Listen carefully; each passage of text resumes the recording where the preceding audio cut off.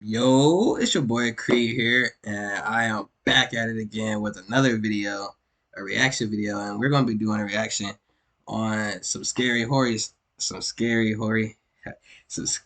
horror stories. All right, so let's go ahead and jump right into it. Um,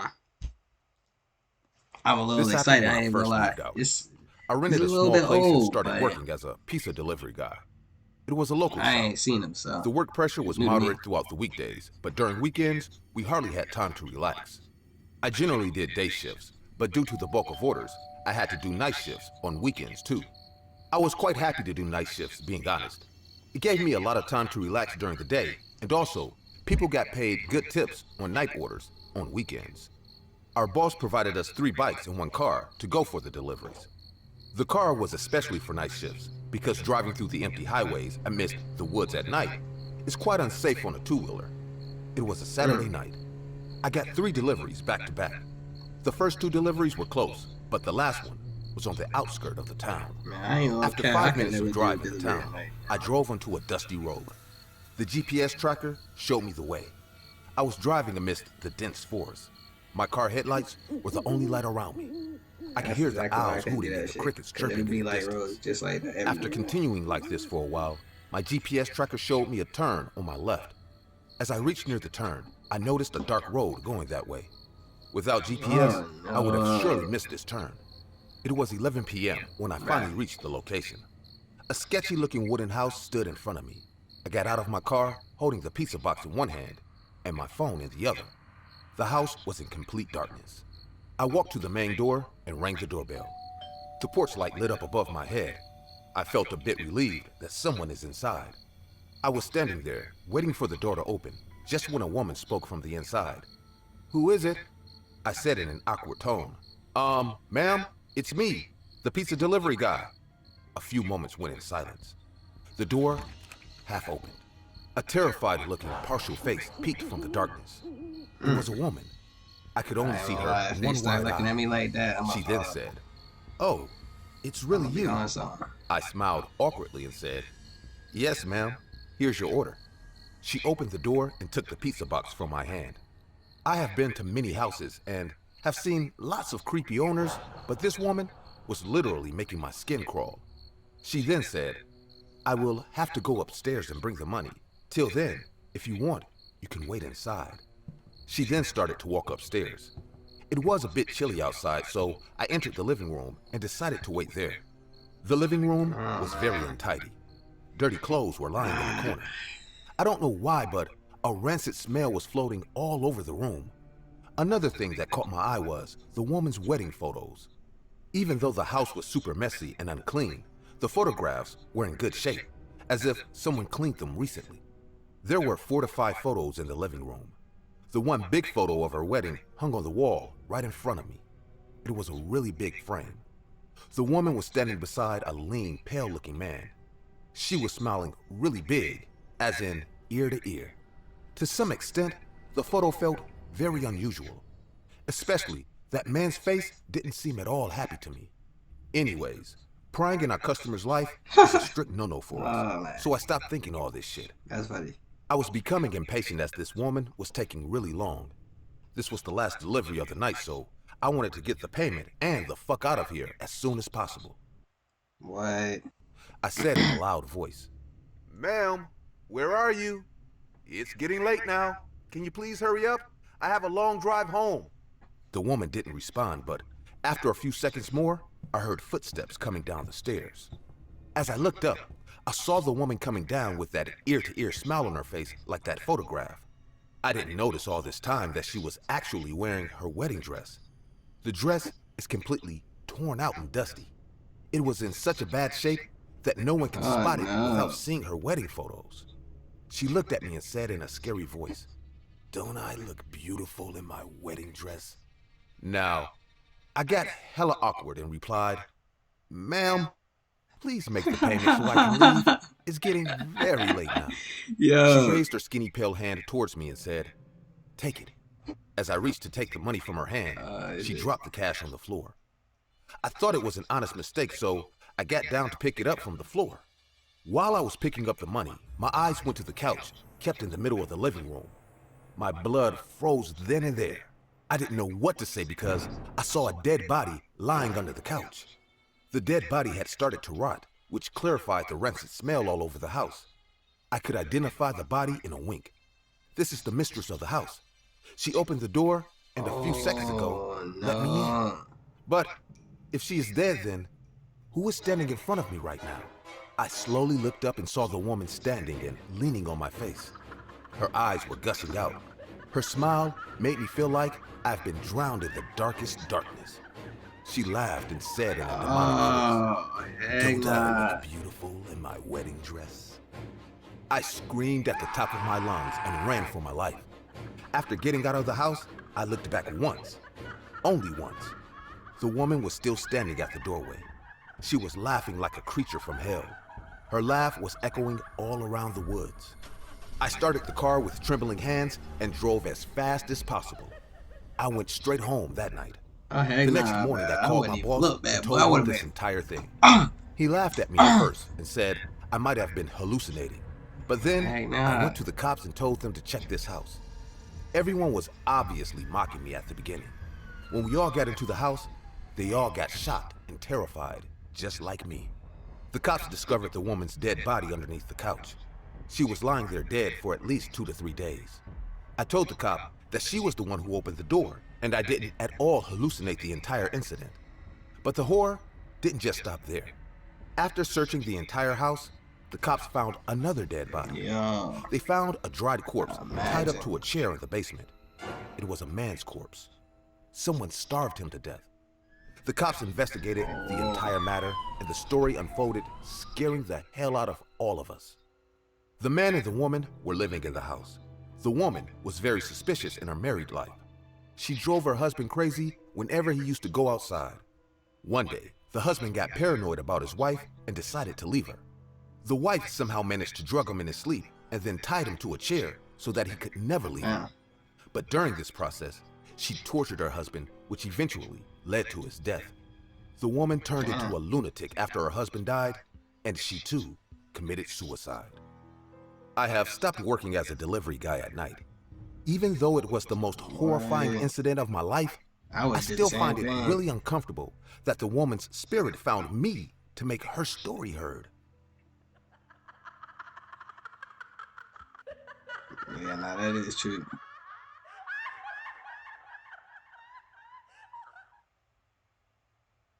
Oh, man.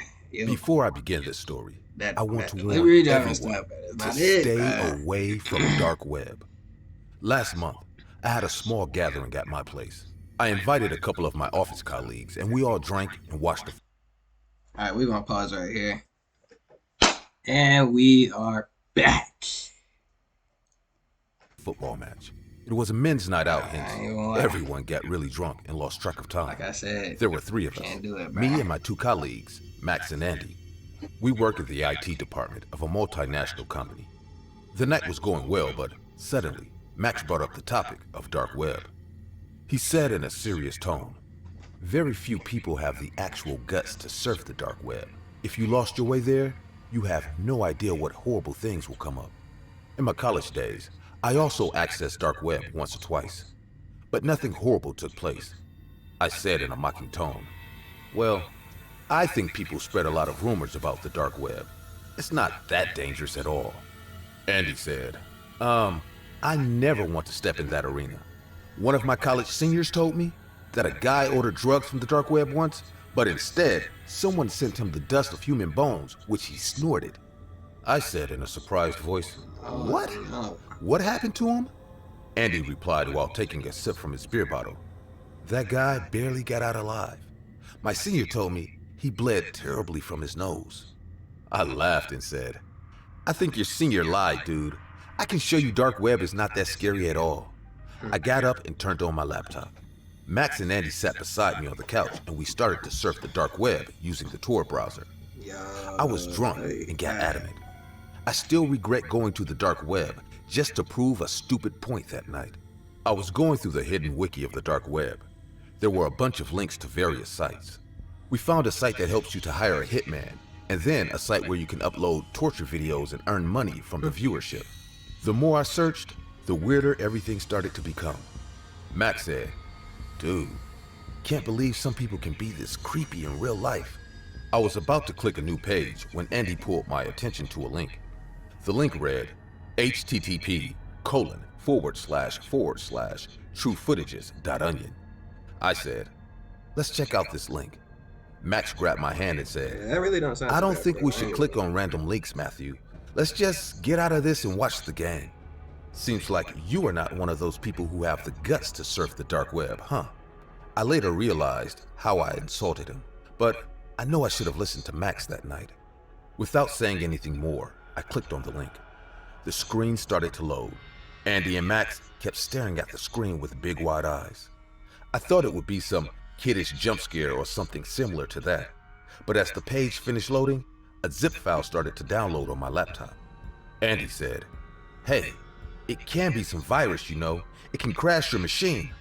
I replied saying, "I have a strongly built antivirus and the system would have blocked the download if it was a virus in the first place." Anyways, after the file downloaded, I extracted it in my laptop and it came across with 3 MP4 files in it. I finished my beer in one sip and said, "Are you ready to watch some dark web footages?" and smirked. Max and Andy were curious too, so they nodded. As I played the first footage, a small wooden house appeared on the screen. The house was located in the countryside.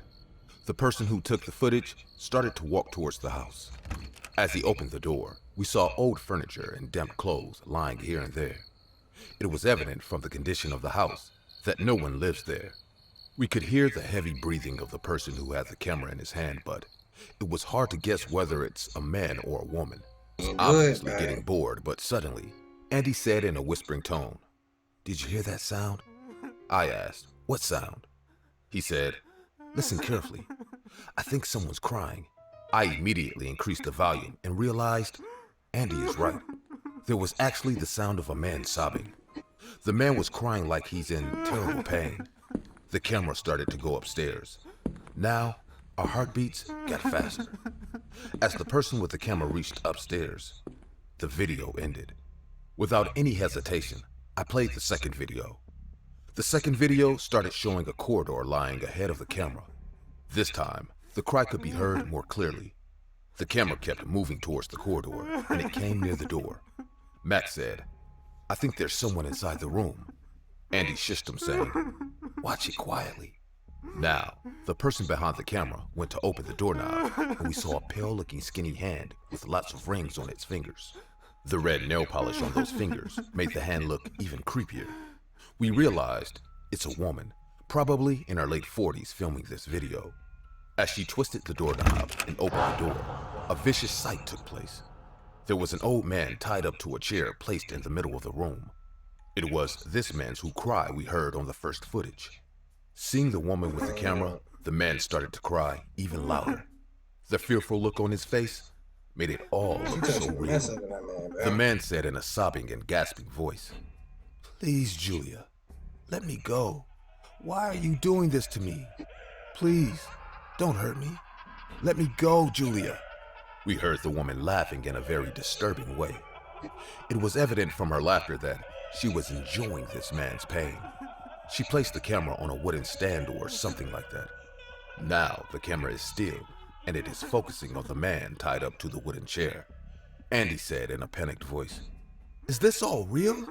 This time, I got really confused. I wasn't expecting something like this at all.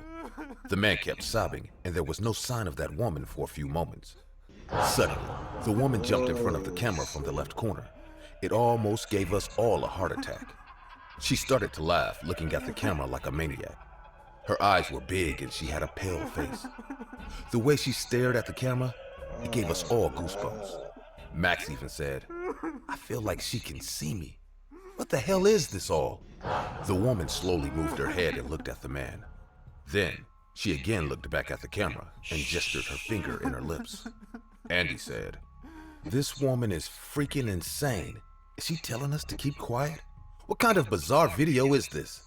I was speechless with everything that was happening in front of my eyes. The woman picked up something from the ground.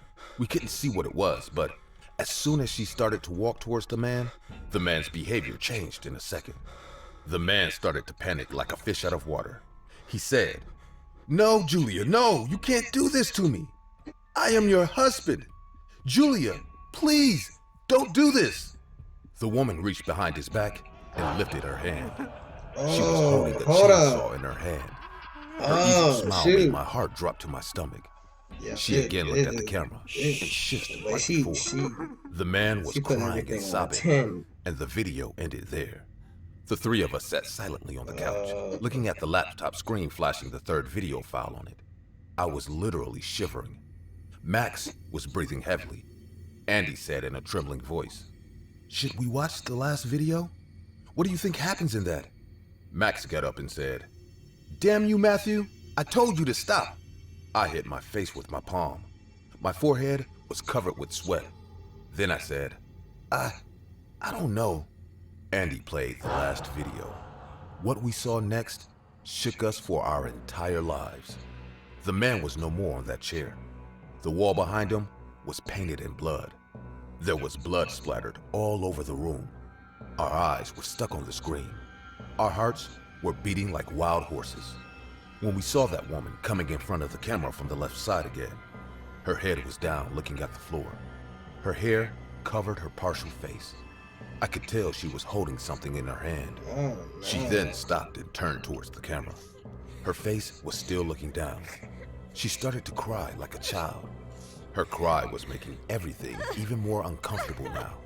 She cried, standing like that for a few more seconds, and then suddenly lifted her hand with the bloody head of her dead husband. Yes, she was holding the severed head of that man in the chair. She started to laugh like a maniac while showing off his head towards the camera. Her eyes were glowing. She was looking like the devil from hell. Max gasped, "Oh my God, did she really kill her husband with a chainsaw?" And immediately started to throw up on the floor. I was numb. I couldn't move, couldn't take my eyes away. The woman then got really close to the camera and gestured her bloody finger onto her lips and said in a whispering voice, "Shh, keep quiet." The video ended there. All of us remained awake the entire night. Andy got really sick. We admitted him to the hospital as he had a nervous breakdown after watching the video. We took the footage to the cops and told them everything. The cops are still investigating and looking for a woman named Julia who cut her husband's head off with a chainsaw and posted the entire incident on the dark web. If anyone comes across this woman, please let the cops know about it. I have no doubt that she is a mentally unstable woman roaming free with murderous intentions hidden inside. Oh no. Okay, What makes it worse is that she had multiple rings. I slew the Spider Queen. I didn't mean to. I'm not a fighter.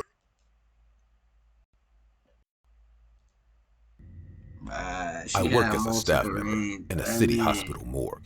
It has been 5 years now, but I still get horrible nightmares of one particular incident. The morgue is in the basement of the building. I am a male in my late 20s. I was well aware of the mental impact caused by such kind of jobs. Residing 12 hours in a morgue is not very entertaining, that's for sure. At the beginning of my tenure, I was often assigned to day shifts. After working there for 2 years without any trouble, one day my supervisor called me for an emergency meeting. My supervisor told me that the guy who used to work the night shifts has recently left the job, so they need someone to cover for him until a new recruitment arrives. I accepted the shift to impress my higher authorities, and they handed me over a new schedule. I got assigned for the night shift from 6 p.m. to 6 a.m. for a week. The first 3 days went like usual, but I must say at night, it felt really spooky. To pass the time, I often took rounds of the morgue. Sometimes, I used to visit the emergency ward, which was right above the morgue. One night, I was sitting in my cabin and drafting the reports, just when a colleague of mine called me to the emergency ward. After reaching there, I came to know that a patient in cabin number 3 has just passed away. The man met with a horrible accident. I saw 2 to 3 doctors coming out of cabin 3. Their white jackets were drenched in blood. I got instructions to take the dead body into the morgue, and post-mortem will take place the next morning. I have seen enough dead bodies already, but as I stepped inside the cabin, my heart stopped. With wide, shaken eyes, I saw a completely mutilated corpse lying on the bed. There was blood all over the bed. Flesh was gushing out from the cuts on his legs and hands. But that wasn't the scariest part. As I noticed the man's face, a chill went down my spine. His head was faced towards me, with a wide open mouth. The man was staring at me. His eyes were cold and dead still. For a moment, I felt the man blinked at me.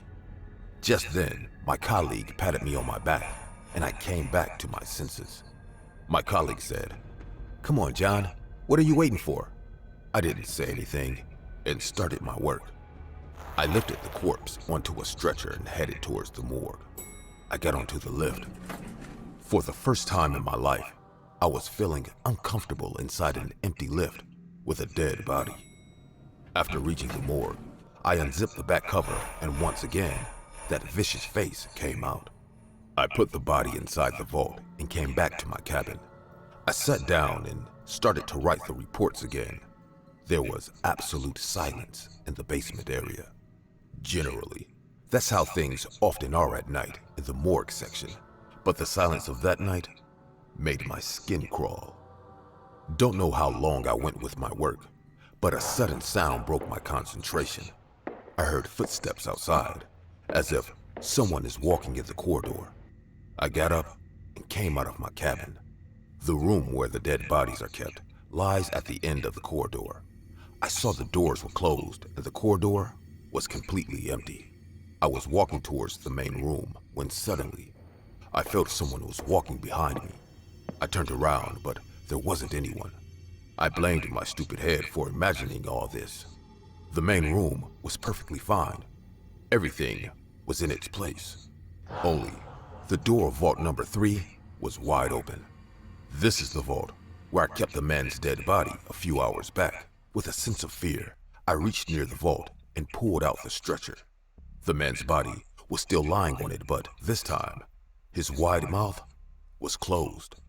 Not just that, a weird grin appeared on his face. It felt like he was looking at me with his dead eyes and smirking at me. I said to myself, "Fuck it. I am going home." I immediately pushed the stretcher back inside and decided to leave for home. I planned to call my supervisor and make up a story about feeling sick. I was almost near the exit of the main room when I heard a sound coming behind me. I turned around and saw the man crawling out of that vault like a creature from hell. His entire body was covered in blood. His eyes were even wider now, as if they will come out anytime. I couldn't move and kept witnessing this horror in front of my eyes. The man came out and stood on the floor. Blood was dripping from his body. The entire floor beneath his feet turned red with blood. I said in a panicked voice, You are supposed to be dead." But the man laughed in a very low, creepy voice and replied, "You know what's the best part about being dead? You don't feel anything anymore." I couldn't believe that I was standing face to face with a living dead body. I was about to scream when the man rushed to my face. I can't explain how he did that, but it was like he swept his way like wind and stopped right at my face. His eyes were right in front of mine. I didn't know what to do then, but an idea came to my mind. I asked him, "What do you want? Please, let me help you." The man now looked up and said, "I was poisoned before getting into the car. Tell them to check the post-mortem. They must know the truth, or she will live free." I was about to ask him, "Who?" But suddenly, the lift door opened, and I turned back. I saw my colleague upstairs coming towards the main room with a few doctors. He told me, "John, you still here? There's hardly any work here today. You could have left early today." I looked back at the vault, and everything seemed like nothing happened here a few moments back. There was no sign of blood or that man. Feeling messed up in my head, I started to walk to my cabin. But before getting inside, I told my colleague and those doctors. I don't know why, but I feel like there was some other reason behind this man's death. He didn't just die because of the accident. They all gave me a surprised look, but I got inside, took my bag, and left for home. The next morning, I got a phone call from a colleague. He told me, "Oh my God, John, how did you know? I mean, it anyway would have come out in the post-mortem report, but how come you were so sure?" At first, I failed to understand what he meant, so I asked, "What are you talking about?" My colleague replied, "That man, the dead body recovered from the road accident last night? Traces of poison has been found in his stomach. Doctors are saying he was poisoned before he got into the car. This is now a criminal case. Cops are all over the hospital." I started to sweat like hell. That means it all actually happened. The man's ghost was there in front of my eyes. I sat down at the chair nearby. It took me time to deal with the fact that I have not only experienced a supernatural occurrence, but also talked to the haunting spirit of a dead man. The case continued for a while until the cops arrested his girlfriend for poisoning him before he left her house. I realized that by she, the man meant her. I didn't leave my job after this incident. The man visited me for one last time. The day his girlfriend got sentenced for first-degree murder charges, I was working another night shift in the morgue. I just finished placing a corpse inside vault number 3. As I turned to go to my cabin, I saw that man standing in front of the lift. This time, he had a big smile on his face. His body was disfigured like before, but his face was looking more fearful than before. His ear-to-ear smiles still haunts me at night. I just stood there because I had no idea he will come to visit me again. But this time, he didn't say anything. He just lifted up his head. The flesh was hanging from it, making his bone gush out of them. Then, he waved me goodbye and disappeared into thin air. I've seen how cancer can affect the people I care about. That's why I'm helping protect myself against some cancers, like certain.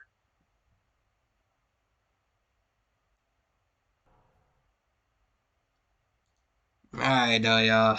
I'm gonna go ahead and end it right here. Shit, fuck with the video, like it, subscribe. You know, do what you do. That'll let me know that you like to see more of this kind of content, and give me some ideas to keep going further. But peace.